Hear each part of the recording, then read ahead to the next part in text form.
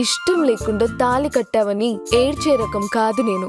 జుట్టు పట్టుకొని ప్రేమలోకి ఈడ్చే రకం. ముసలాడువై చచ్చేంత వరకు ప్రేమించు.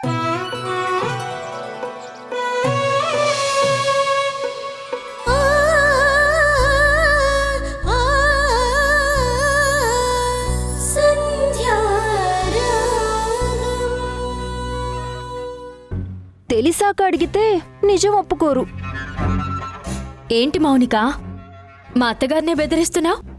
నేనేం బెదిరించడం లేదు. మీరంతా కలిసి ఎలా బురిడి కొట్టించారో చెప్తున్నాను.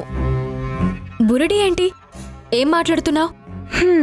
నీతి నిజాయితీకి బట్టలు వేసి బొట్టు పెడితే ఎలా ఉంటుందో అదే నా ఫ్రెండు పైసా ఆశించని పరమాత్మ, డబ్బంటే లెక్కలేని దయామయ్య అని సంధ్య గురించి ఏవేవో చెప్పావు కదా. ఇప్పుడు అవన్నీ అబద్ధమని తేలాయి. ఏదబద్ధం? సంధ్య గురించి తెలియకుండా నోటుకొచ్చింది మాట్లాడుకో. నోటికొచ్చింది కాదు, అంతా నోట్ చేసి ఇక్కడికి తీసుకొచ్చి మరీ మాట్లాడుతున్నాను. హాస్పిటల్లో ఉన్న శ్రీకర్ ట్రీట్మెంట్కి బావా 3 లక్షలిచ్చాడు.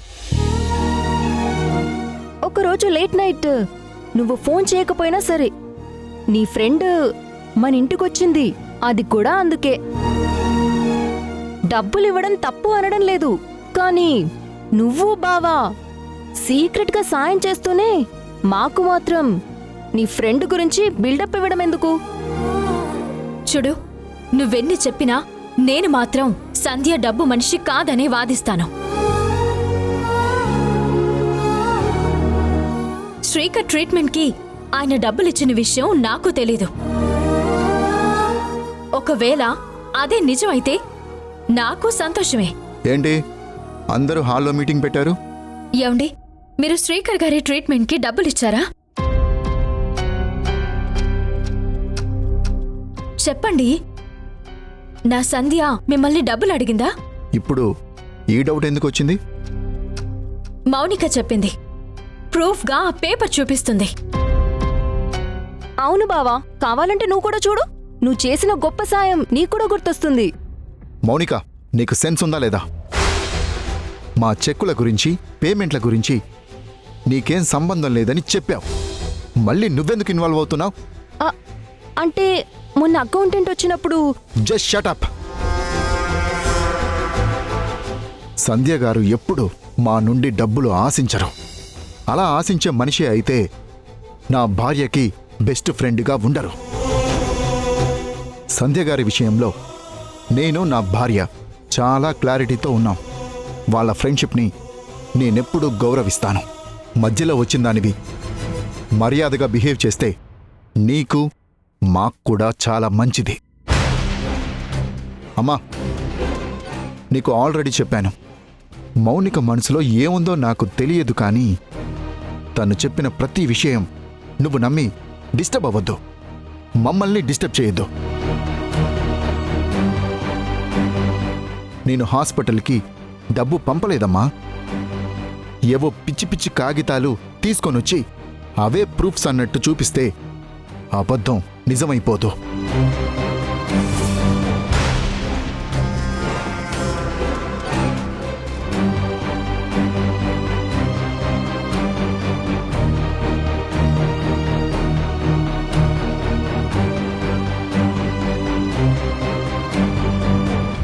చూడు మౌనిక, డబ్బే కాదు, సంధ్య అడిగితే నా ప్రాణం ఇవ్వడానికి కూడా నేను సిద్ధంగా ఉంటాను. కానీ ఆత్మగౌరవానికి విలువిచ్చే నా సంధ్య ఎప్పుడూ ఎవరి దగ్గర చేయి చాచి అడగదు. సంధ్యకి మేమేం చేయలేకపోయినా శ్రీకర్ గారికి జరిగిన అన్యాయాన్ని మాత్రం మేం సహించాం. యాక్సిడెంట్ చేసి మానవత్వం లేకుండా శ్రీకర్ గారిని నడి రోడ్డు మీద వదిలేసి వెళ్ళిపోయారు. ఆ కుటుంబానికి తీరని దుఃఖాన్ని మిగిల్చారు.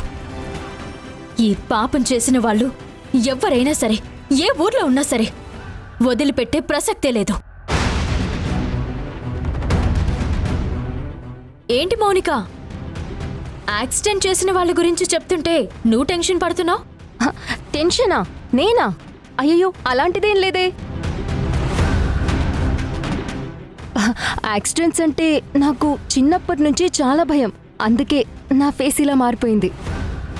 ఇక నుండైనా సంధ్య మీద నిందలు వేయడం, సీక్రెట్ సర్వీసులు చేయడం ఆపి పనికొచ్చే పనులు చేసుకో.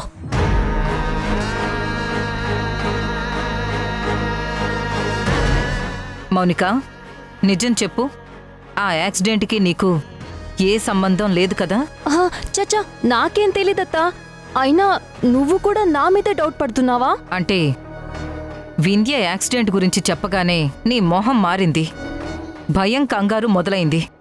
అందుకే నాకు డౌట్ వచ్చింది. అదే చెప్పాను కదత్తా, నాకు చిన్నప్పటి నుంచి యాక్సిడెంట్స్ అంటే చచ్చేంత భయం. అంతే అత్తా, అంతకంటే ఏం లేదు. ఏం లేకపోతే పర్లేదు, ఏదైనా ఉంటేనే పెద్ద సమస్య.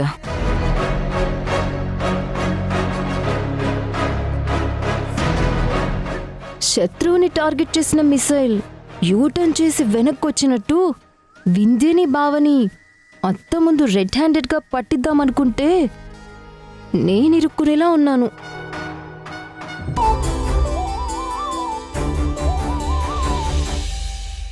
శ్రీకర్, ఎలా ఉన్నావు?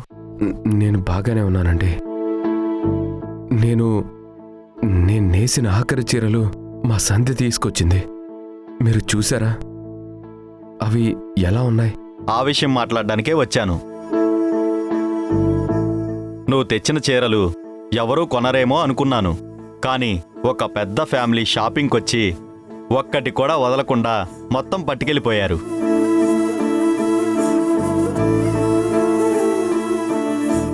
నిజమా సేట్ గారు? అవునమ్మా, నేను కూడా నమ్మలేకపోయాను. ఆ చీరలు అమ్ముడు పోవేమో అనుకుని నీకు దారి ఖర్చులకు మాత్రమే డబ్బులు ఇవ్వబోయాను. కానీ నువ్వు తీసుకోలేదు.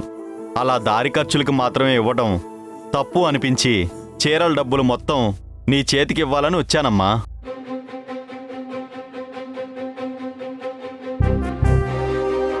తీసుకోండి. తీసుకో సంధ్య. వస్తానమ్మా. శ్రీకర్, వెళ్ళొస్తాను. సరేనండి. ఉంటానమ్మా. మంచిదండి.